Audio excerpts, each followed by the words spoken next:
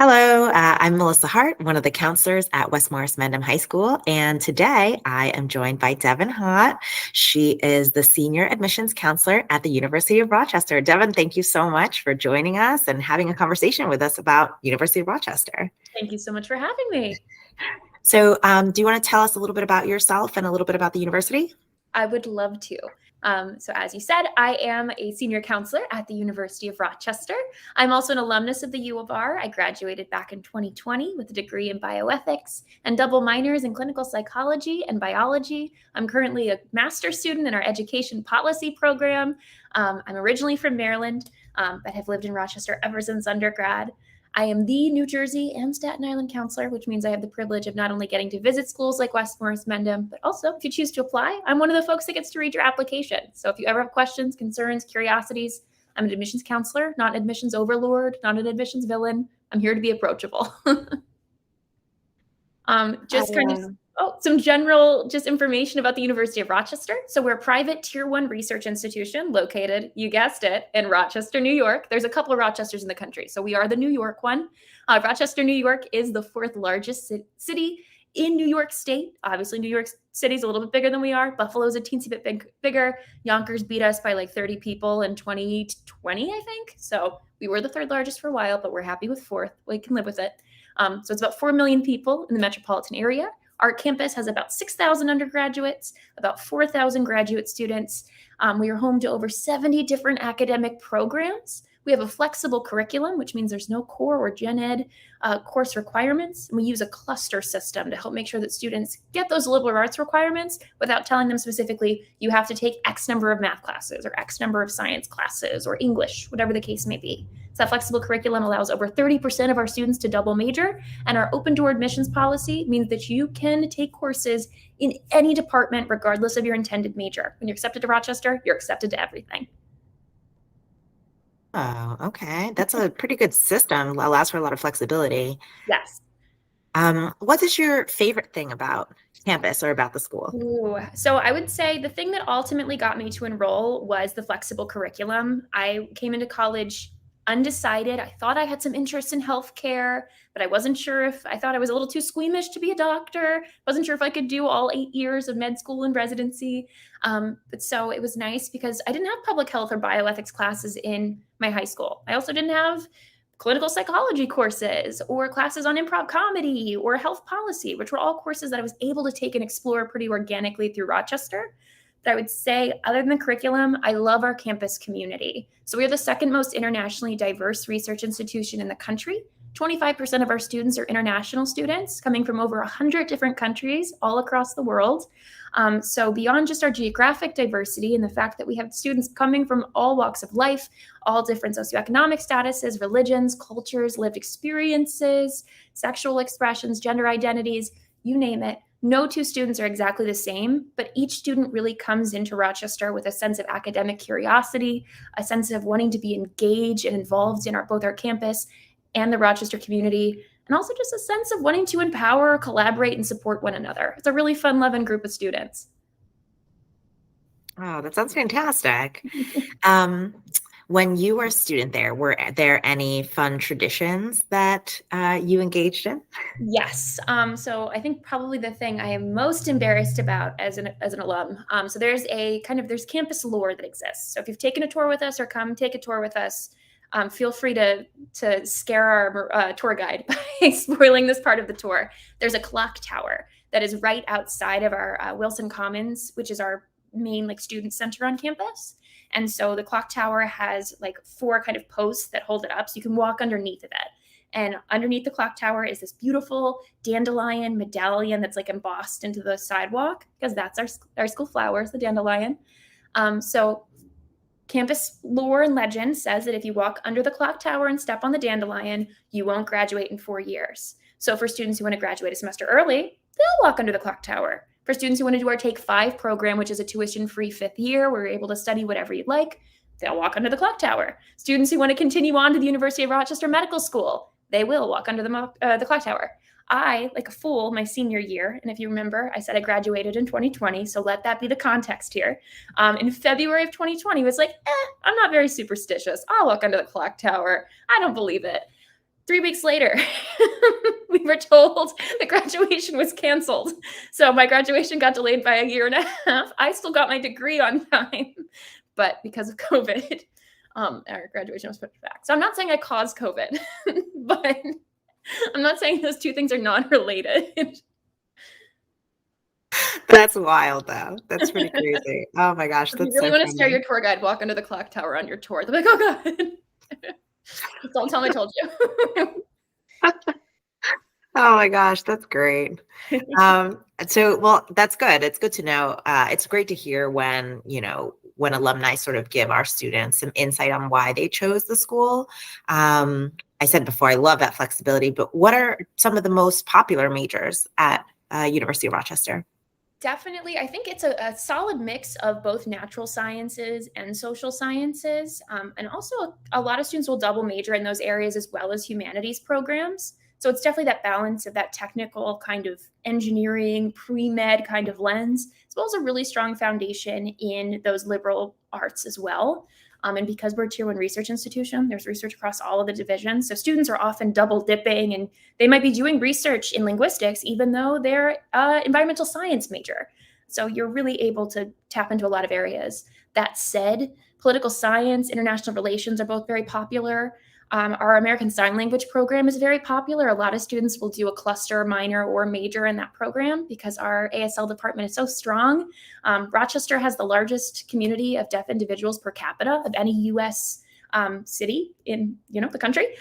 So every single one of our faculty members in our American Sign Language department is deaf or hard of hearing. So it's fully immersive. You only get an interpreter for your first day of ASL 101. And as someone who completed an ASL cluster, such a meaningful experience and something that really helped me learn not only about a new language, but about deaf culture in general. So that's very popular amongst our students.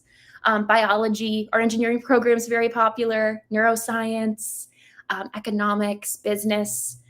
Those are a lot of majors you'll see across the board, but there's also a lot of really great specific branches in each of those programs where you'll see students kind of begin to find their niche in each of those areas. That's a lot of great options.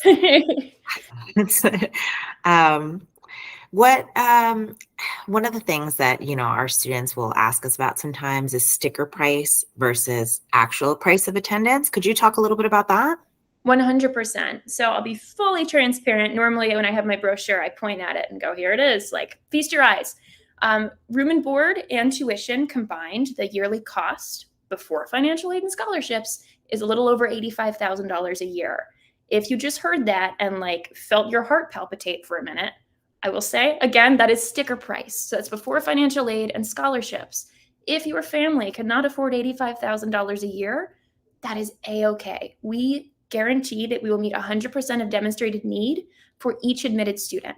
Now that need-based assistance comes in the form of the Rochester National Grant, grants being financial assistance that you do not have to pay back. So that's financial aid. You don't have to worry about taking out loans for that grant. But some of that will come if you are a U.S. citizen from federal subsidized and unsubsidized loans. So some of those will be public loans.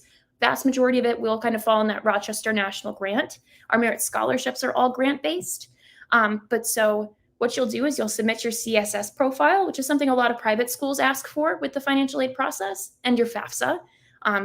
The year is 2023. There's a FAFSA resimplification process happening. So if you don't get your FAFSA in because it gets delayed by the federal government, that's not on you. So don't worry about deadlines with FAFSA so much this year just because there's a little bit of uncertainty, but get that CSS profile to us. We also have a financial aid package estimator on our website where you can input some information about your family's financial situation, and it'll give you an idea of what your financial aid package will look like from us.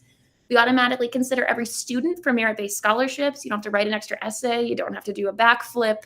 You don't have to come to an open house. You just send in your application, and we'll look for the same things we're looking for in those students we're accepting to our program when we're considering merit scholarships. Those scholarships range in value from $5,000 to $25,000 a year and are awarded to about half of our admitted students. Best way you can increase your likelihood of receiving those scholarships beyond sending in a fantastic application is to do an optional interview with us. They take place virtually. You can go on our website. If you're a senior, you can sign up for interviews. If you're a junior, keep an eye out on your email. We open them up generally in May for our rising seniors. And if you're a senior getting ready to apply, December 1st is our priority scholarship deadline. You can still get a scholarship after December 1st, but if you get your application in a little bit earlier, so around that December 1 date, our admission counselors, such as myself, have a little bit more time with your application and there's more scholarships available. So even if you apply at midnight on January 5th, which is our regular decision deadline, you'll still be considered for scholarships. Chances a little bit higher if you get your application in earlier. Is that helpful? It is very helpful. Yeah, thank you. Those merit scholarships after that December date, are there scholarships for students in certain departments, or it's just like everybody still has an equal opportunity to get those scholarships? Everyone still has an equal opportunity to get those scholarships. Oh, that's wonderful. Makes it a Yeah. lot easier for them, Yeah. definitely.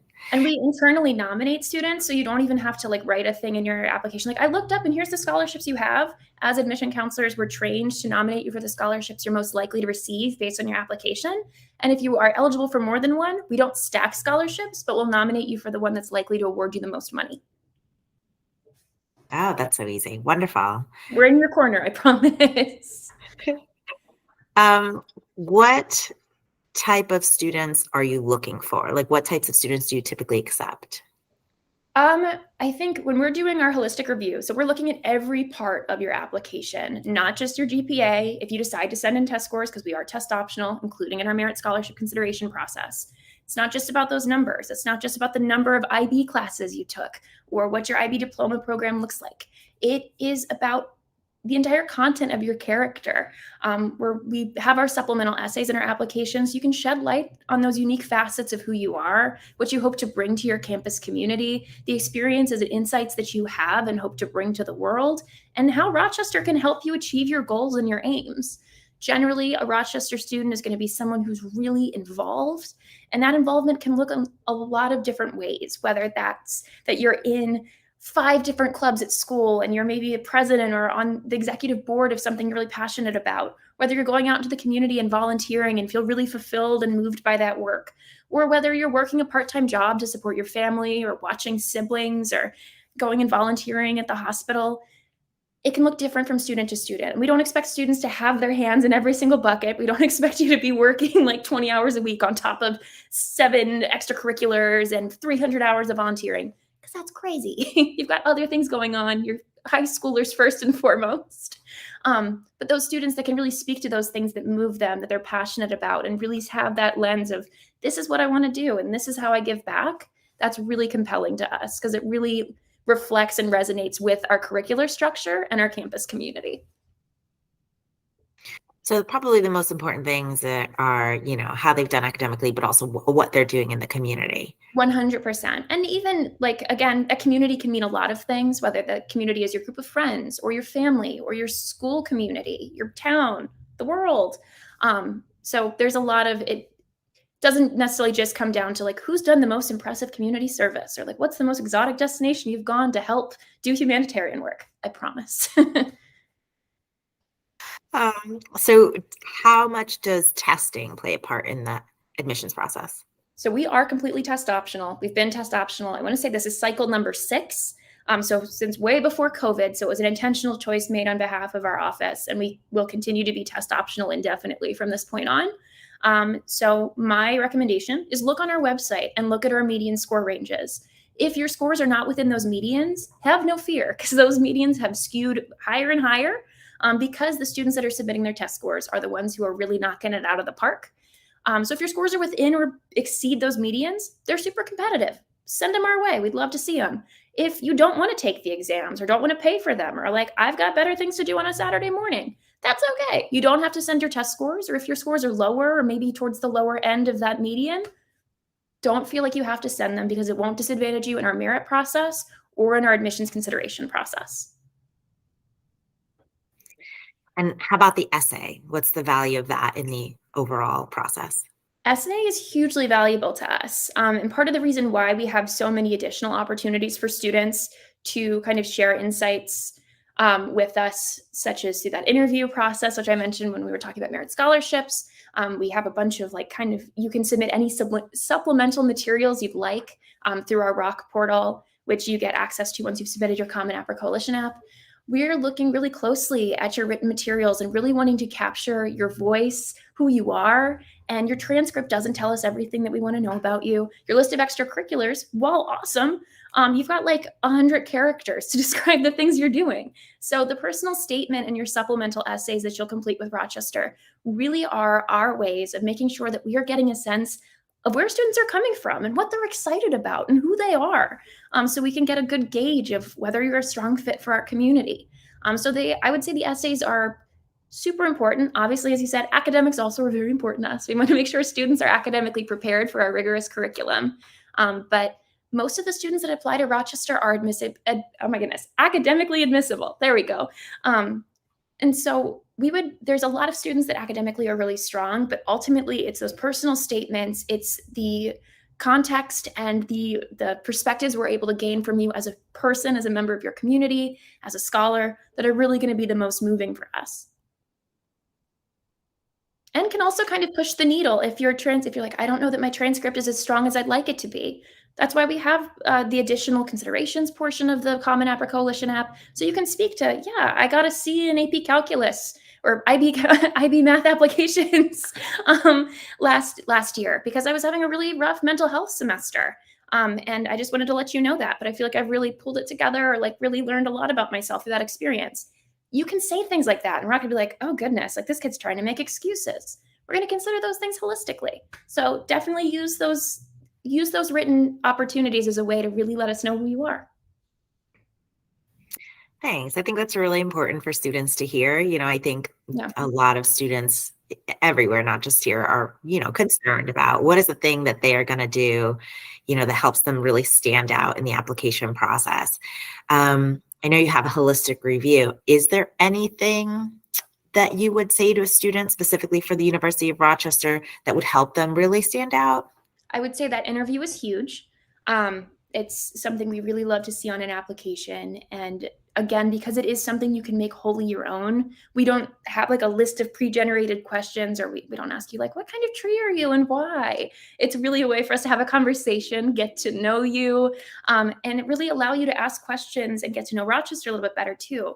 So because there's no essay prompts or word count limits, it really allows us to get to see the things that are most important to you. And it allows you to be the arbiter of what you want us to know and the things you want to put forward and bring to our community. So we love an interview. There's other things you can do, a peer or family recommendation letter. So if you've already reached out to your counselors, your teachers, and you're like, yeah, my best friend could write a really compelling letter of recommendation for me. Maybe I'll reach out to this relative or someone in my community who can speak to who I am. Feel free to send us a peer or family recommendation letter. And like I said, you can submit any supplements you'd like. Last year, one of the supplemental materials I got from a student was a link to his SoundCloud page. And he was like composing lo-fi, like hip hop, bossa nova study tracks. So I listened to some of his music while I was reading applications that day. And while I'm no like music critic, it was cool to get to see that side of that student and that creative kind of mindset that he had. And it helped contextualize some of his interests in audio music engineering. So feel free to send us anything and anything, or everything and anything. Yes, that would be helpful, or that helps showcase who you are.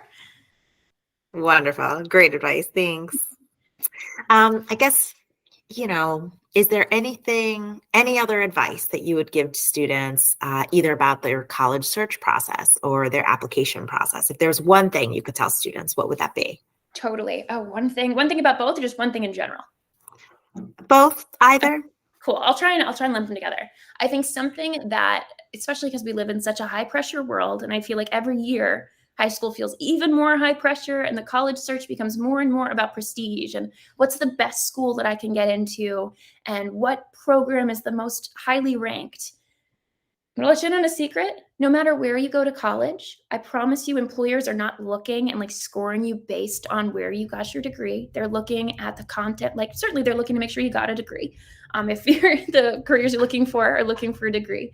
But there's so much you can do at every college, and you can really make the experience your own. So as you're looking for schools, look for those schools where you're going to feel at home, where you're going to be able to take advantage of opportunities, maybe not just academically, but socially, culturally, ways that you can expand your horizons, and know that it's not a negative reflection on you if you're not going to like one of the top 10 schools in the country. You don't have to like prestige really, in the grand scheme of things, doesn't say much about the experience you'll have and the knowledge you'll be able to take away.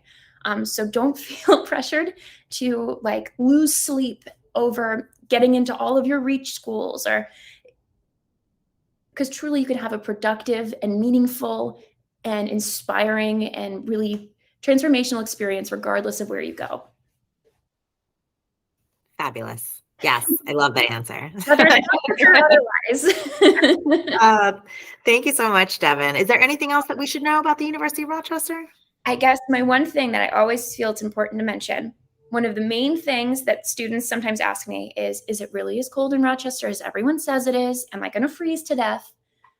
As I said in the beginning, I'm from Maryland. I grew up in Maryland, very similar climate to New Jersey, mid-Atlantic. You know, we don't really get a ton of snow in the summer or in the winter, but when it does snow, it's like 3 feet of snow, everything's canceled.